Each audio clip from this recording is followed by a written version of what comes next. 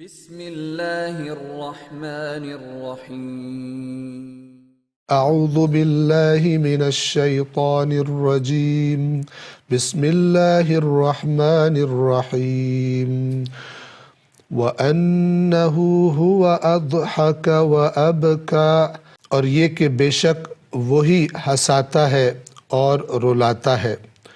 وَأَنَّهُ هُوَ أَمَاتَ وَأَحْيَا، اور یہ کہ وہی موت دیتا ہے اور وہی زندگی دیتا ہے۔ صدق اللہ العلی العظیم۔ گزشتہ درس میں لفظ حیات کے معانی بیان کیے جا رہے تھے، وہ مختلف معانی جن میں لفظ حیات استعمال ہوتا ہے۔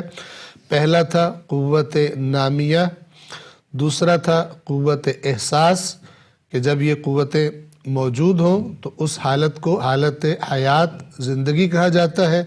تیسرا قوت عاقلہ، قوت عاقلہ کہ جو اللہ تبارک و تعالی نے انسان کو عطا فرمائی ہے اور جس کی وجہ سے انسان اچھے یا برے اعمال کرتا ہے، اچھے یا برے، مفید یا نقصان دہ فیصلے کرتا ہے۔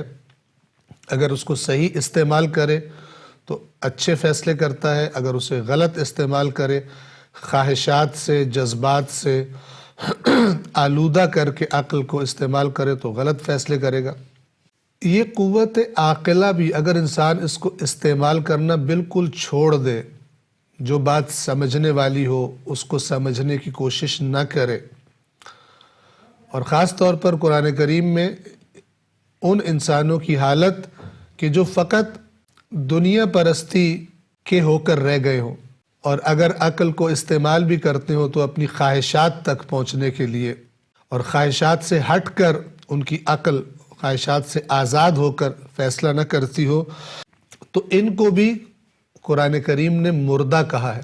اگرچہ ان میں قوت نامیہ موجود ہو، قوت احساس موجود ہو، ظاہراً زندہ ہیں، ان کے بدن بڑھ رہے بھی ہیں، ظاہراً دیکھتے بھی ہیں، ان کے کان بھی ہیں، سنتے بھی ہیں، سونگھتے بھی ہیں، چکھتے بھی ہیں، لمس بھی کرتے ہیں چیزوں کو، لیکن اس کے باوجود چونکہ عقل کے بارے میں ان کا رویہ ایسا ہے کہ گویا عقل ہے ہی نہیں۔ جیسے قرآن مجید فرماتا ہے کہ لَهُمْ قُلُوبٌ لَا يَفْقَهُونَ بِهَا، ان کے قلب ہے، یعنی جہاں پہ عقل ہوتی ہے، لیکن بات کو سمجھتے نہیں۔ لَهُمْ أَعْيُنٌ لَا يُبْصِرُونَ بِهَا، ان کی آنکھیں ہیں لیکن دیکھتے نہیں ہیں۔ لَهُمْ آذَانٌ لَا يَسْمَعُونَ بِهَا، ان کے کان ہیں لیکن ان کانوں سے سنتے نہیں ہیں۔ اس نہ دیکھنے اور نہ سننے سے اور نہ سمجھنے سے کیا مراد ہے؟ یعنی جو حق کی بات سنتے ہیں لیکن ان پہ اثر نہیں کرتی، گویا انہوں نے سنی نہیں۔ دیکھتے ہیں لیکن اس دیکھنے کا جو اثر ہونا چاہیے حق کی شناخت میں وہ نہیں لیتے، ان پر نہیں ہوتا۔ عقلیں ہیں ان کے پاس لیکن جو باتیں سمجھنی چاہیے نہیں سمجھتے، یعنی نفس پرستی نے، خواہش پرستی نے انہیں بالکل کسی اور وادی میں بھیج دیا، تو انہیں بھی قرآن کریم مردہ کہتا ہے۔ اور جہاں پر قرآن مجید نے یہ فرمایا کہ وَمَا أَنْتَ بِمُسْمِعٍ مَّن فِي الْقُبُورِ، اے رسول آپ نہیں سنا سکتے ان کو جو قبروں میں پڑے ہیں۔ تو یہ بالکل واضح ہے کہ رسول اللہ صلی اللہ علیہ وآلہ وسلم قبرستانوں میں نہیں جاتے تبلیغ کرنے کے لیے، اور یہ بات واضح ہے۔ تو پھر کن کے بارے میں کہا جا رہا ہے جو قبروں میں پڑے آپ ان کو نہیں سنا سکتے؟ اس آیت کے پہلے والی جو آیات ہیں اور جو بعد والی آیات ہیں وہ اس پر گواہ ہے کہ اس کا معنی کیا ہے۔ اس سے پہلے کیا ہے؟ وَمَا يَسْتَوِي الْأَعْمَى وَالْبَصِيرُ، اندھا اور آنکھوں والا برابر نہیں ہو سکتے۔ تو اس قسم کی مثالیں دی ہوئی ہیں، یعنی حق سمجھنے والے اور حق نہ سمجھنے والے یہ برابر نہیں ہو سکتے۔ تو وہاں پر کچھ لوگوں کو کہا کہ یہ گویا قبروں میں پڑے، دفن ہو چکے ہیں، اگرچہ بولتے ہیں، سنتے ہیں، دیکھتے ہیں، لیکن قرآن کریم کی نظروں میں، اللہ تبارک و تعالیٰ کی نظروں میں یہ ایسے جیسے قبروں میں پڑے ہو، اور یہ قبر انہوں نے اسی دنیا کو اسی دنیا کی خواہشات کو، لذات کو اپنی قبر بنا لی ہے۔ تو جو اس قدر دنیا کے نیچے دفن ہو چکا ہو، خواہشات نفسانی کے نیچے اپنے آپ کو دفن کر چکا ہو، وَمَا أَنْتَ بِمُسْمِعٍ، اے رسول آپ اس کو نہیں سنا سکتے۔ من فی القبور، جو قبروں میں پڑے ہوئے. تو قوت عاقلہ اگر ہو، انسان استعمال کرتا ہو، تو اسے کہا جاتا ہے کہ یہ صاحب حیات ہے، یہ زندہ ہے. توجہ فرما رہے ہیں؟ بس ایک معنی یہ ہے. اور جب قوت عاقلہ گویا کہ وہ قوت عقل کی استعمال نہ کرے تو اس کو بھی مردہ قرآن کہتا ہے. سورۃ الانعام کی آیت نمبر 122 کی طرف اگر آپ توجہ فرمائیں تو یہ معنی اور کھل کر سامنے آ جائے گا.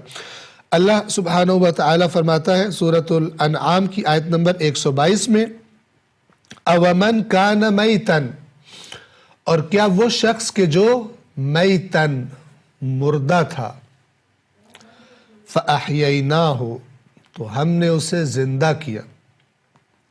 اب یہاں پہ مراد جیسا کہ واضح ہو جائے گا یہ نہیں ہے کہ اس میں زندگی نہیں تھی، یعنی جیسا کہ جب انسان مر جاتا ہے تو قبر میں چلا جاتا ہے اس طرح مردہ تھا. جیسے حضرت عیسیٰ علیہ السلام اللہ کے اذن سے مردوں کو زندہ کیا کرتے تھے، وہ مردے مراد نہیں ہے. توجہ کریں. اور کیا وہ شخص کہ جو مردہ تھا، فَأَحْيَيْنَاهُ، تو ہم نے اسے زندہ کیا. اور یہ زندگی کیا تھی؟ وَجَعَلْنَا لَهُ نُورًا، اور ہم نے اس کے لیے قرار دیا ایک نور، یمشی بہ فی الناس، اس نور کی روشنی میں یہ لوگوں کے درمیان چلتا ہے. کمن مثلہ فی الظلمات لیس بخارج منہا، اس کی مثال اس شخص کی طرح ہو سکتی ہے، اس کی مثال کی طرح کہ جو اندھیروں میں ہے اور وہاں سے نکل سکنے کا نہیں.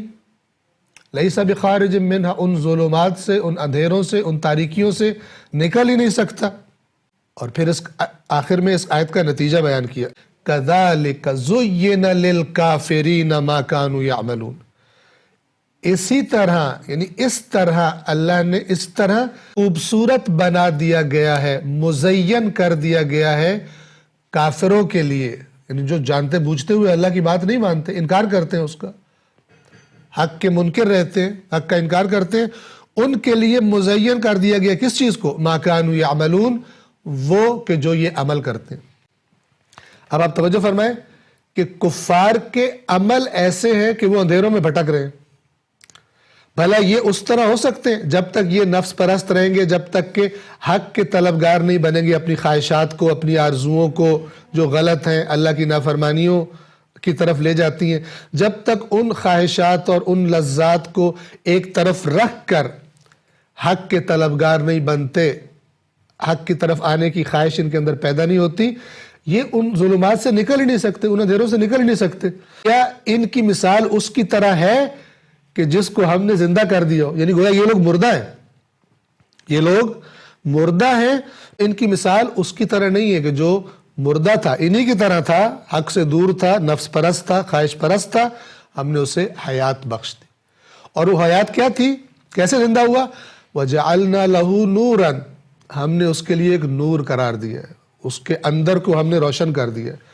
اس کو دنیا کی چیزیں اپنی حقیقی شکل میں نظر آتی ہیں. جو چیز خدا کو ناپسند ہے، خدا نے بتایا ہے اپنی کتاب میں، اب یہ بھی ناپسند کرتا ہے، اگرچہ اس کے اندر کی خواہش چاہتی ہو کہ اس طرف جائے، نہیں جاتا، دور بھاگتا ہے. اور جہاں سے دور بھاگتا تھا پہلے، خدا نے کہا اس طرف جاؤ، تو اب یہ اس طرف جاتا ہے. یعنی اس کی پسند ناپسند اب اللہ کی رہنمائی کے سائے میں آ گئی ہے.